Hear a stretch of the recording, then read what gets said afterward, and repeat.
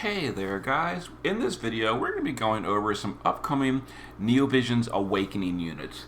I've seen some comments from people that were kind of caught off guard by the Awakening of Guy. They didn't have any saved, and Guy's STMR is really good. You want multiple copies.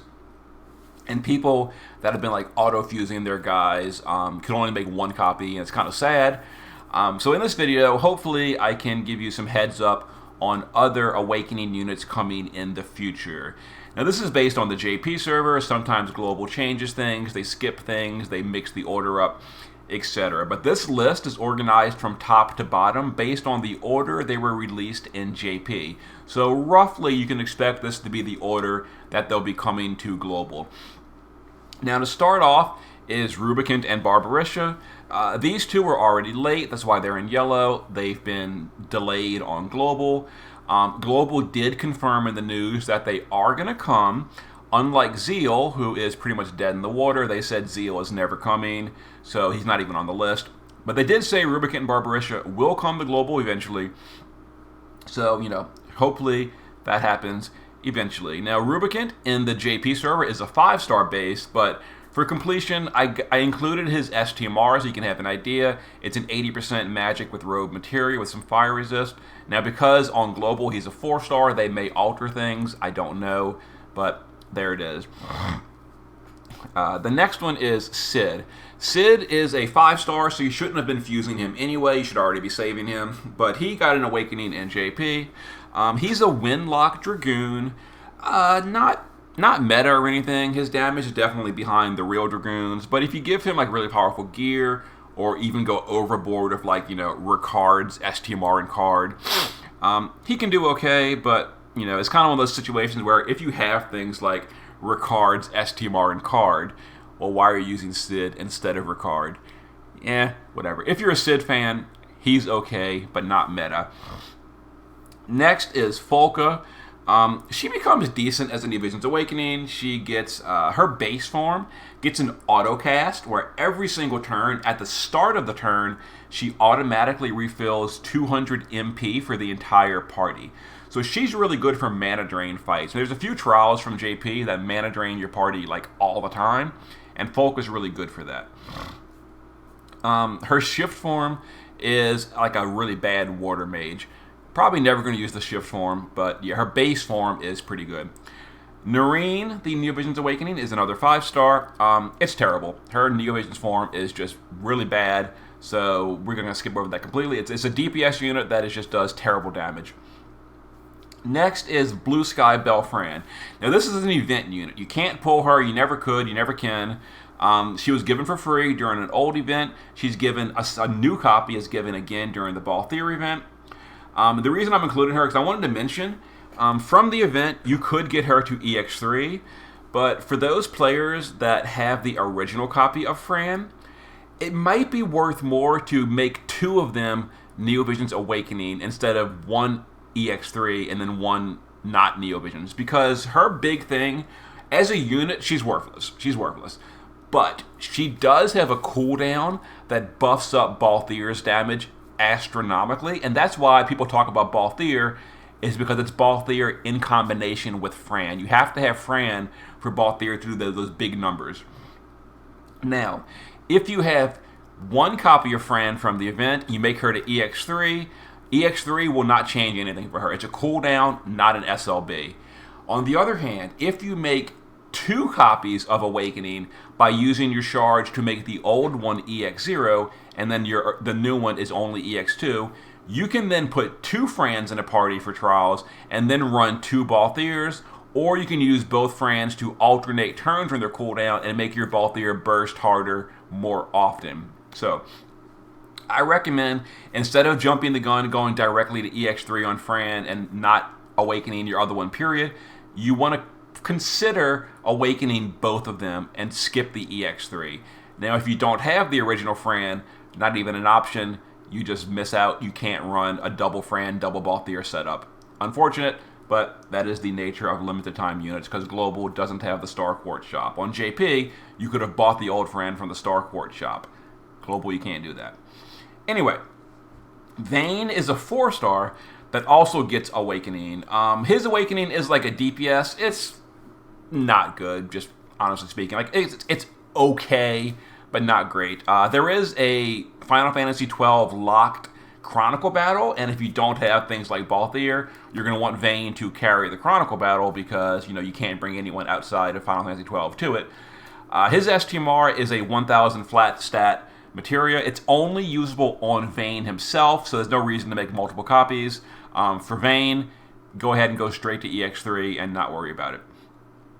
Poppy's Awakening is like a budget mode buffer. Her big thing is 60% single target amplifies. I think they're single target. I'm not entirely sure. Let's go look. Okay, I think they're single target. Let's look real quick at her Awakening. It's in her shift form. Yeah, to one ally. Yeah, so Poppy can buff light, water, and wind by 60% for one ally. It's not full uptime, as you can see, but that's pretty good.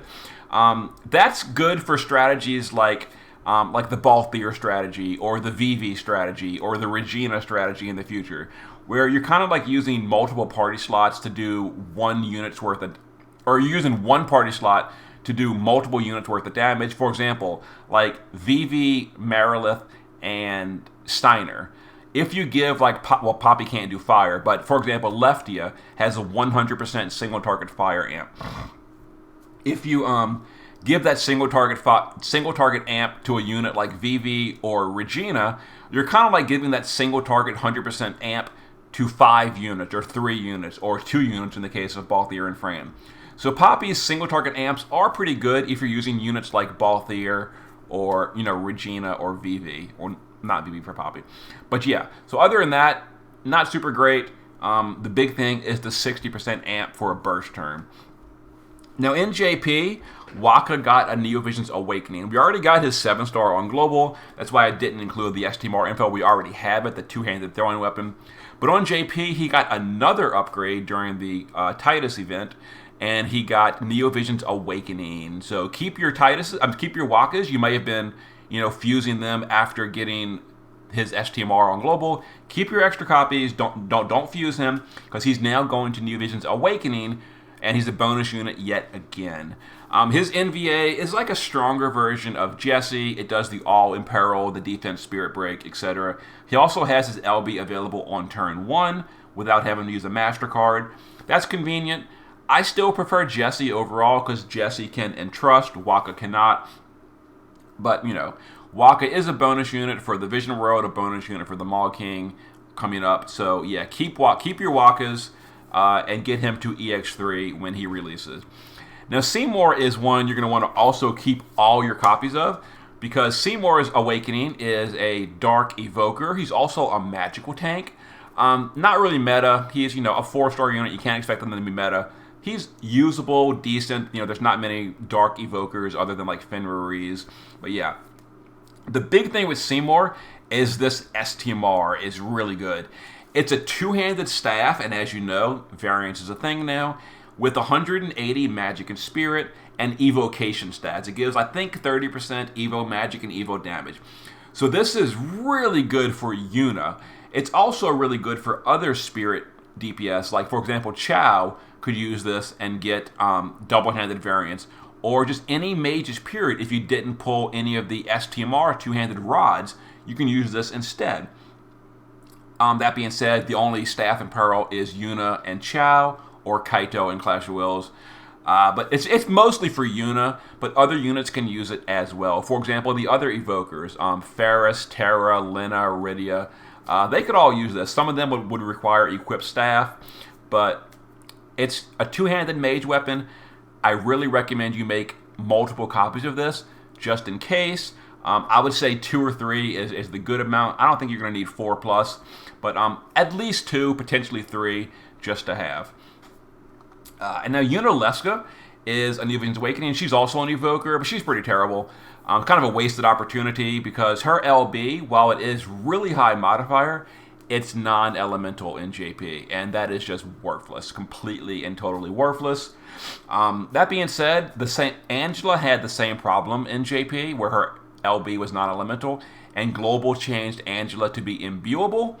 So maybe they make Nunaluska an imbuable LB, and that'd be amazing. I assume they're not going to, because it's a 5-star and they just don't even put any effort at all into 5 stars anymore. But maybe, who knows? We'll see. Next would be Amarant, the 3-star unit. His STMR is a 2-handed fist. Now, for those of you that didn't pull MAM and you don't have a 2-handed fist yet, other than the really old Igon's arm, well, we finally have a better 2-handed fist, and it's free. So keep all your copies of Amarant. You're going to definitely want multiple copies of this. Maybe you're running Tifa plus Carton in the same party. Maybe you're using a future unit with a double-handed fist build. It's only 180 attack power, so not the highest, but it is better than Igon's arm, and it does have Fairy Killer on it. So pretty good.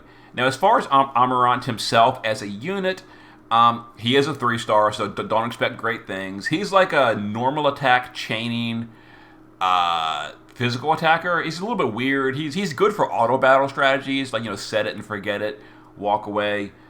But as far as being like a meta DPS, not really. And the next is Black Mage Golbez. He got an Awakening. He's already a 5-star, so you shouldn't be fusing him anyway. He has some evocation stuff, some magic stuff. But the big thing Golbez has is he has Meteor +2. And he's the first Neo unit with +2 Meteor. And for those that don't know, Meteor +2 is a magic attack that is imbuable, and it uses all of your mana pool, kind of like Aerith's Holy, and does damage. But the big thing is it can be imbued, and that means that it can go to any element you want. Now, he's not super great on JP because he can't realistically gear very well for high MP plus high magic, but on Global, we have the Dazzling Demoness card that gives enormous boost to MP and magic at the same time. That is going to be so good for Black Mage Golbez's Meteor +2. I didn't do the calculations. I can't say if it's going to be like meta tier or not, but I can say as far as a budget unit, well, with the banner card, Golbez will hit decently hard. And there is a new EX Chronicle battle that can only bring Final Fantasy IV units to. So, Golbez can help carry that if you're limited on your Final Fantasy IV Neo units. Anyway, that is all the Neovisions expected from the JP server at the time of this video, June 18th, 2022. They may add more in the future, but basically save your Vayne, Seymour, Wakka, and Amarants, and your Rubicants, because they should be getting Awakenings in the future. Okay, hope it's been informative. I will see you guys next time.